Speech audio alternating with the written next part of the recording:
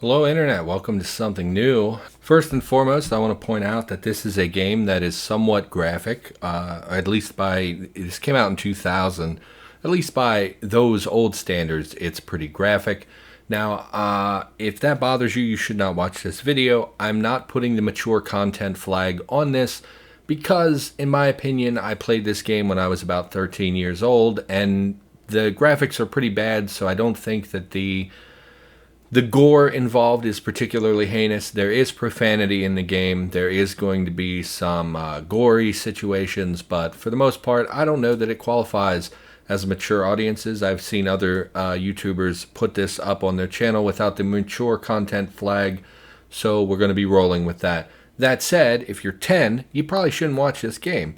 But anyway, so this is Soldier of Fortune, the first game in the franchise. There were 3, I think, games made. I played this a lot when I was a kid.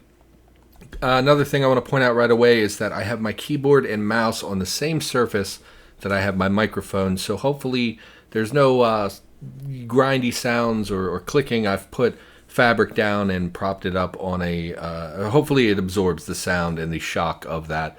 So we're going to jump into it. What I'm going to do in these episodes, I'm going to play a level or two and we're going to save our game, and then I'm going to attempt to speed run those same levels at the end of every video because I want to get into playing, I want to do speed running, and this game doesn't have a lot of glitches or anything. It's pretty easy as far as speed runs go. So I'm going to be practicing and we'll put those at the end of the video.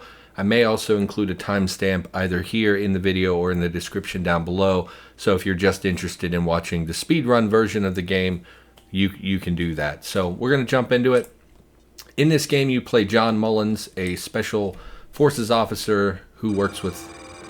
We're going to watch the cutscene. It does not have independent volume for voices, so the noise and the music may overlap with the speaking. I own this game in multiple different ways, but we're playing the community version because that is the version that people use for speedrunning. I own this on GOG. I also have a ripped version of the CD I had when I was a kid. This isn't a military operation. I can't let you boys go down there. Here comes the gore.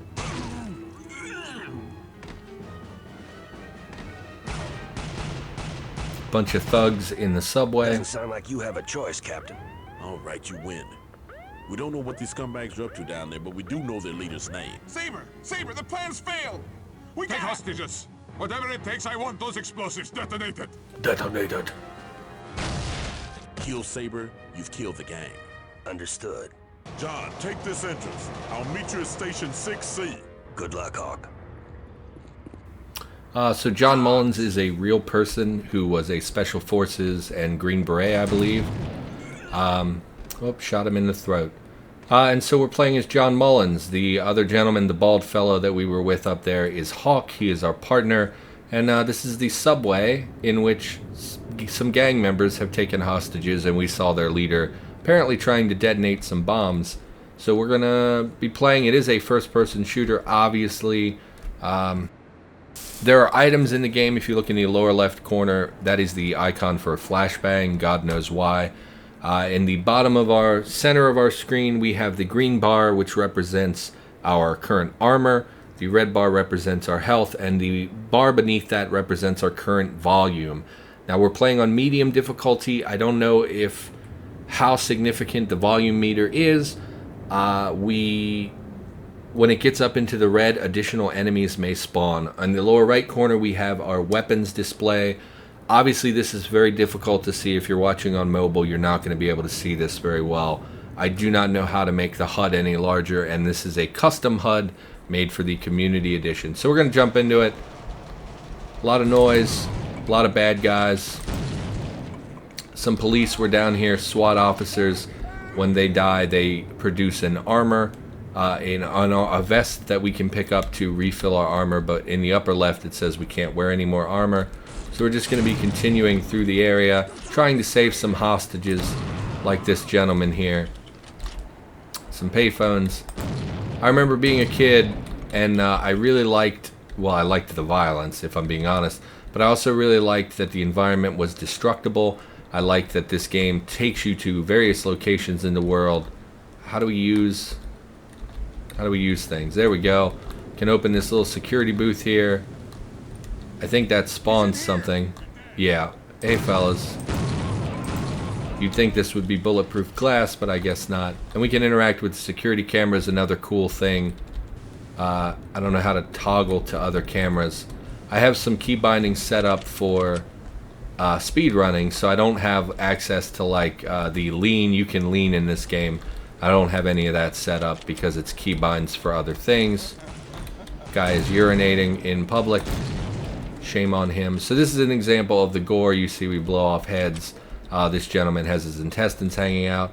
Pretty gory as far as games go. Obviously not intended for children, but I played it anyway.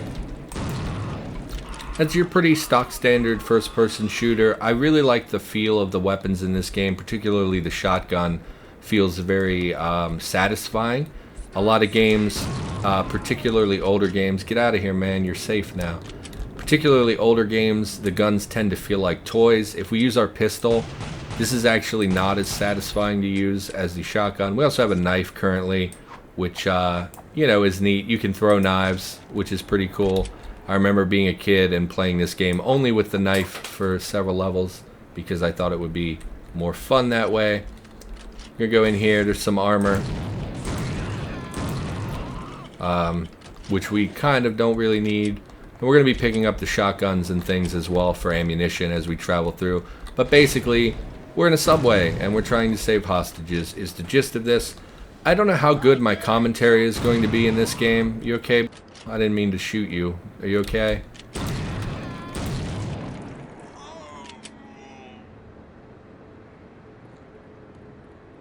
Anyway. So I don't know how good the commentary is going to be because it is a first-person shooter where you mostly are shooting things and trying to, they also have death animations, obviously, and they're dead. And blood pools, how about that? Oh, some shells. Oh, triggered some bad guys, looks like, and a hostage. Push this lever, opens the door. Head back out. Pick up the armor, I guess. Go ahead, Hawk. has a large group surrounded near station 6C. Heads up. Roger. Okay. Yeah, I feel like the commentary will suffer in moments just because it's a reactionary kind of game where you're shooting everything that comes by. It becomes a little difficult to talk when you're focused in on that. Obviously, with the spread of the shotgun, it makes this a lot easier. As opposed to trying to shoot them with the pistol. Why don't we try our pistol a little bit just to see how it goes?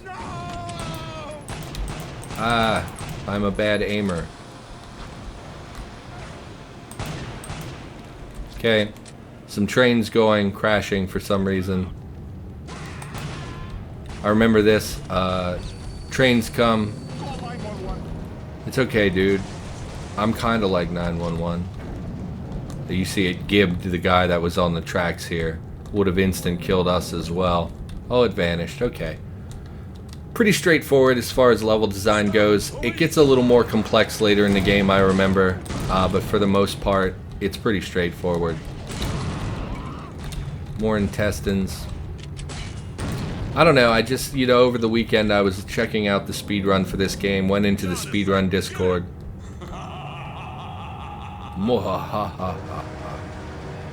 All bad guys should be bald and shirtless. Got a couple people that surrendered.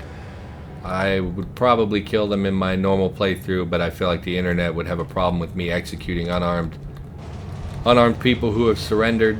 You know, ride a train out here. Kill some bad guys. Okay. Pretty nice, straightforward level. We keep jumping back on the train. I don't know what that's about.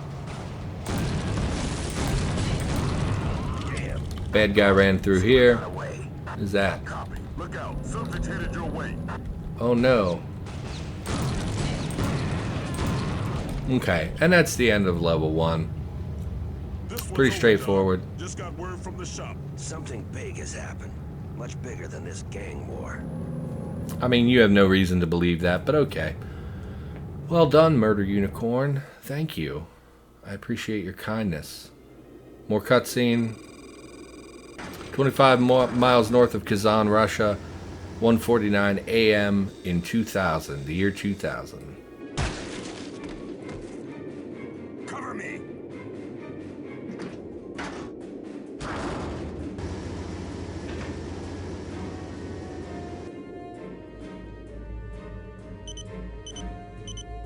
Остановите этого человека!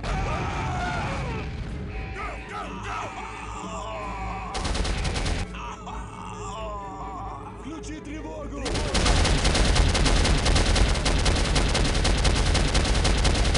Sources in Russia report that an unknown organization stole 4 nukes from an underprotected stockpile near Kazan last night.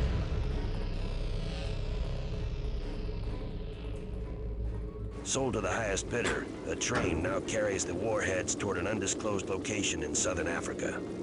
As much as I need Hawk on this one, the shop wants me to go in alone. Okay, they threw the nukes on a train. We need to stop them because bad guys with nukes are bad. Sarati, Uganda? I don't know how to say that. 3:04 in the morning, looks like. And this is one of the reasons I really liked this game when I was a kid. It added a train level, which outside of that one assault map on Unreal Tournament, I don't think I'd ever been on a train in a video game, and I thought it was super, super cool. The physics on this are terrible. You slide off all the time, but like, it's such a cool idea. The helicopter, you know, I didn't get to play Metal Gear Solid when I was a kid, so this was the first thing where I'd ever fought a helicopter. You know, I don't know how I got on the back of this train, but here I am. Pretty cool. Going to be using the shotgun primarily, I think, just because of the spread.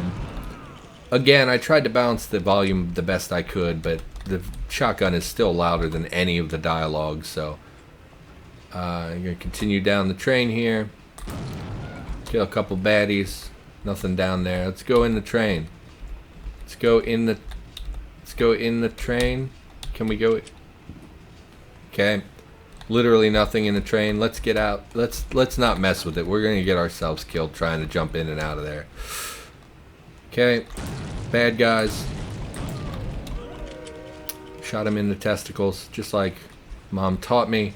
I think you shoot these off. No, I think the helicopter shoots these off. Probably shouldn't do that. Probably very disorienting. You can down the helicopter. I remember doing it when I was a kid. I just don't know if it's worth doing or if it's better to just press forward. The other thing I liked about this game was that there are a slew of items, weapons to be used. So for instance, we just picked up a sniper rifle, which has night vision. So we're going to use that just to play with it. Kill those guys, blow this up. Yeah, I've been meaning to get into speedrunning for a long time now. It's just something that most of the games that I would want to speedrun are actually really, really long. So for instance, my first go-to thoughts on what to speedrun was Dead Space. And when I looked at the Dead Space speedrun, even with glitching and, movement tech and that kind of stuff, it still takes like an hour and a half, I think, for the, world record run was like an hour and a half. That's just too much time for me to devote to a single recording, especially when I have issues with recording on a regular basis. So I thought, that's just a little bit too long for me to be playing. And then I thought, Deus Ex, the first Deus Ex is like one of my favorite games of all time. I thought, I could play that. But that actually requires a lot of setup. They use special glitched, there we blew it up, special glitched saves and things, and I really don't like that. I would prefer to do a speedrun where it's mostly just movement tech. It's not really glitching. It's not really having to learn complicated skips. It's just go fast and weave in and out of enemies, things like that. And that's why I ultimately chose Soldier of Fortune, because it's a very straightforward game where the main thing that you're going to learn is movement, weaving in and out, doing things as quickly as possible, that kind of stuff. We have a nuke in here. Blow this open. If you shoot the nuke, you will lose. I remember doing that as a kid. We literally have 1 round left. Out of bullets. I'll be damned. Only 1 nuke. Run, John. I'm sure there's no negative ramification to blowing up a nuke. Sure, it's fine. Sure, it's fine. I do think we'll play the next level as well, just because we haven't been recording for very long, and because this level is very basic. This is an introduction to the shop. Excuse me, I'm looking for a back issue of Soldier of Fortune magazine, July '89. I think I can help you. This is Sam. Sam is our contact, our handler, whatever you want to call him. A little bit of that whole Mission Impossible type stuff. James Bond, you come in with a code word, code phrase, that kind of thing. He takes you in the back where you see many low resolution sprites of weapons and chemicals and things. Down to our little bunker. And there's Hawk. Hello, Hawk. Hello, Sam. John, sounds like we have our work cut out for us. 3 more nukes, each one in a hotbed of its own. What's first? Kosovo. A Serb faction there is fighting again. Just days after NATO peacekeepers left. I'm ready. Then I'm get ready. online. Let's see what the shop has for you. Bang. Yeah, when I was a kid, I loved this kind of secret, like, government organization stuff. It's one of the reasons I like Deus Ex so much. Log in with our name. And this is where we will do prep work for the following missions. You do accrue money in the game. Congratulations on a job well done, Murder Unicorn. A radical Serb army faction resumed fighting in the Kosovo with the Kosovo Liberation Army last week, taking over a small town in the east. Though NATO has withdrawn, Russian peacekeepers remain in the region, making this a very delicate situation. Nuclear warhead number 2, codenamed Queen Bee, is believed to be in Serb possession. Sources inside reveal NATO headquarters as a possible target. This is a grave situation, as any nuclear confrontation with Serbia will inevitably involve the Russians, and they won't be on our side. If we don't recover Queen Bee, it could mean world war.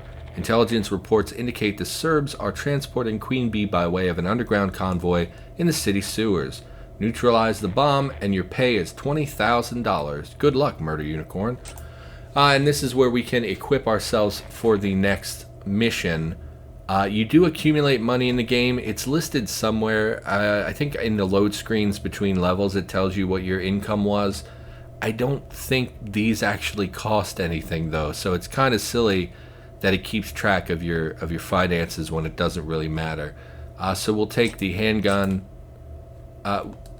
So this is the basic handgun. We have the Desert Eagle style handgun. We're going to take the shotgun. Honestly, we're going to pick up most of these weapons in the level anyway. We'll take some armor, and we'll take C4 because that's the one I have bound. I don't know what the grenade bind is. So, and then we'll deploy, and then we'll save and quit. And that's going to do it for this episode. So I guess we'll watch a cutscene first. NATO bombing has begun. Watch your step. See you at the pumping station. Okay, so that's going to do it for this episode. I have no idea how to save my game. Save. New save game. Oh, it doesn't let you... Okay, well, I forgot to change the number of saves. It limits the number of saves you can have. Mostly, I don't like that it doesn't let you name your saves, because it's going to be a little confusing trying to keep the saves game separate. But that's not your problem. That's my problem. For now, that's going to do it for this episode. We're going to jump ahead to me speedrunning the last 2 levels that we just played. Hopefully that goes well. There probably won't be any commentary on the speedrun, but that's what's coming up next. And I would encourage you, if you're interested in speedrunning, you should check this out. The community version of this game is free. You can get it for free, so you don't have to worry about paying for a game you might not like. And it's a relatively small speedrunning community that seems really desperate to have more people involved. So if that's something that interests you, run over to speedrun.com, check out Soldier of Fortune 1, and yeah, check out. They have a Discord, they have a strategy guide, they have a basic walkthrough of how to speedrun the game, and it's something that interests me, and it might interest you as well. So stay tuned for the speedrun.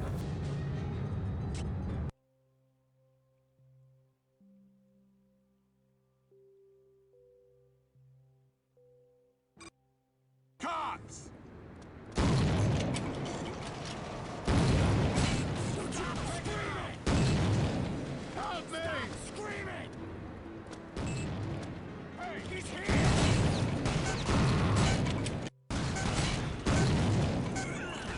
John, you read?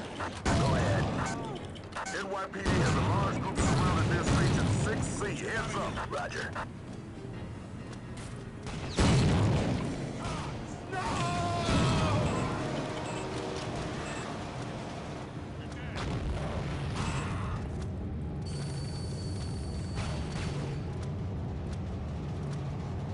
Stop! Police!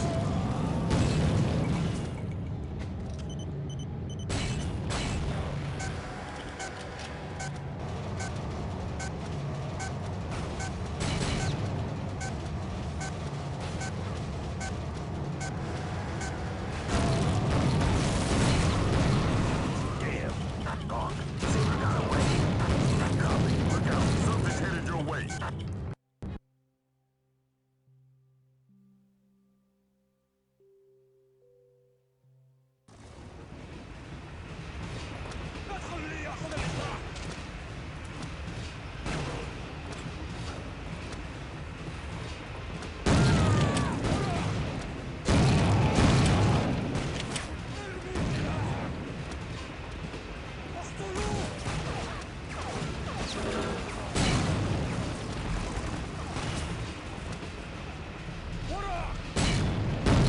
I'll be...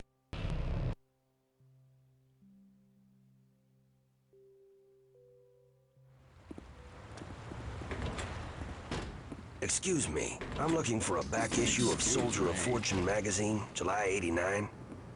I think I can help you.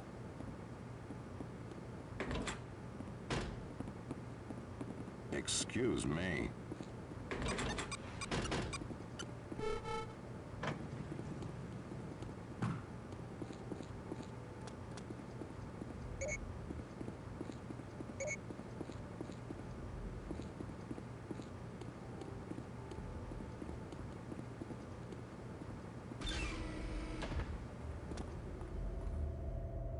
Hawk, John, sounds like we have our work cut out for us. 3 more nukes, each one in a hotbed of its own. what's first? Kosovo. A Serb faction there is fighting again. Just days after NATO peacekeepers left. I'm ready. Then get online. Let's see what the shop... Access granted.